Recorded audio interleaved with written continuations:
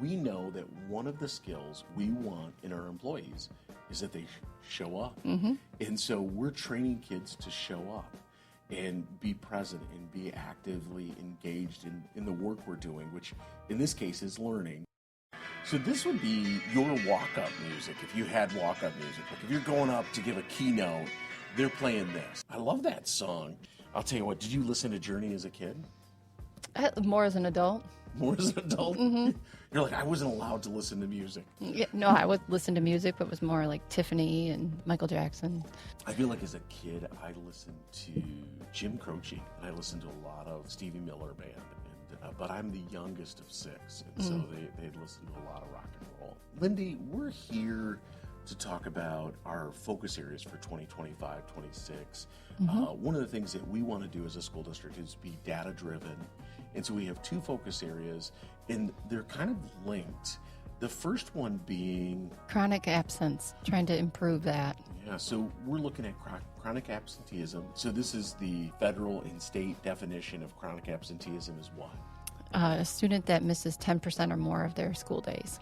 Is this an issue at Hemlock Public School District? Surprisingly, yes. It is, because we look at our daily attendance, and overall we're in the 90-plus percentile for, hey, kids are attending, 90% of our kids are attending every day across every building. And you might have some bumps in the road along the way, but 9 out of 10 kids are here every day. It's actually a little bit more than that. It's like 9.3 kids are here every day. But one of the things we find is that there's a good portion of our kids. In some groups, it's 1 in 5, and in some groups, it's 2 out of 5, where they are chronically absent, which means in a school year they're going to miss 18 plus school days. And what's the impact on them as a student and a person? Well, 18 days, one at a time, doesn't seem like a lot, but when you add them up, 18 in a year, that's a lot. That's almost a full month of school of the days packed together.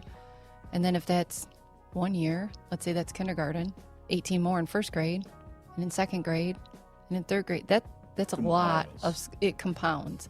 And it's a lot. It's not just a matter of missing the days and, hey, I missed a day here, let me catch up on a worksheet, or you miss the instruction, that power of what happened during the lessons and the explanations, the interactions, what happened between friends, and the relationship building opportunities, supports that students receive at school. All of those things are not available. As educators, one of our goals is to prepare kids for their future. As a school district, we're an employer, and we know that one of the skills we want in our employees is that they show up. And so we're training kids to show up and be present and be actively engaged in the work we're doing, which in this case is learning. It's an important skill. It's something that everybody can do, is show up. And so that's one of the things we're looking at trying to support more of, is our students in attendance every day and being successful, because we know that promotes their well-being, both as a student, emotionally, physically, being connected to the community of learners, their fellow students, their teachers, everyone around them. Lindy, one of the things we realized is that engagement is so important. And with that, we call it tier 1? Tell us a little bit about tier 1 instruction. What is that? Yeah, well, just to we don't want anybody to think that we notice that there's chronic absence. If kids are missing school, that there's something wrong with the kid or wrong with the family, that they're not coming. We know that there's root causes we need to address as the school, like why aren't they coming, and what can we do as a school to promote them to come more? Like you're saying, we've noticed engagement.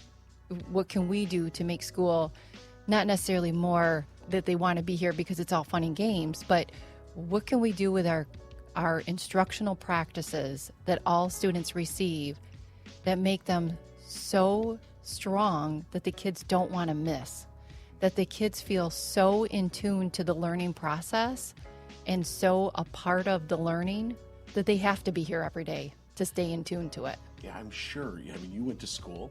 You have a teacher that you go, that this teacher did that. So tell me a little bit about your favorite teacher. Yeah, so Mr. Van Orman was high school teacher that I had, a few different classes. There was an opportunity that we could do like a little adventure in between the second and third trimester. And I had gone on a trip up to Leland, and he had gone like as the chaperone of the trip and had done a video, which back in the day, that was a big deal to have done a video because it was a great big camcorder with a VHS tape to it. Oh my goodness. So I'm aging myself here. And he had come back, and toward the end of the year, he had played the video and had said some things to me that made me feel that he had seen a spark in me that I never had recognized in myself. And just the way that he had seen me as a student and as a learner made me feel that I stood out in a way that I never felt like I stood out as a student. Because of that, you wouldn't want to miss that class. Oh, no. You wanted to go. I loved it. Yeah. Because the way it made you feel, the way it made you feel seen, the way it made you feel important, right? I think that's why I minored in science in college. Really? Mm-hmm. As an elementary ed, right? You're elementary ed? Yeah. I have a similar story about being seen. Is I had a fourth grade teacher. Actually, at the end of the year, she gave me an award for social studies. And today, I am a social studies educator. I'm certified in social studies, and then had that same kind of experience in high school with my economics teacher, where he was just so dynamic as an instructor, you didn't want to miss. And so I ended up becoming an economics teacher. I don't know if I was as good as Randy Collier or as good as Gloria Grohl, but both of those, in combination with Lou Fenton, really made it so I didn't want to miss school. I wanted to be present. I wanted to be there. And I think that's part of one of our goals with chronic absenteeism is to make sure that we're engaging students, that we make them feel seen. Because here at Hemlock Public School District, our students aren't just a number, they're not just a body. It's really important for us to make sure that they have a great experience, and part of that is engagement. So our second goal or focus area really is Tier 1. And with Tier 1, we did this book study, and by the author Mike Schmoker. Yes, yeah, I'm having you say that name because I've butchered it. So it's called Results Now.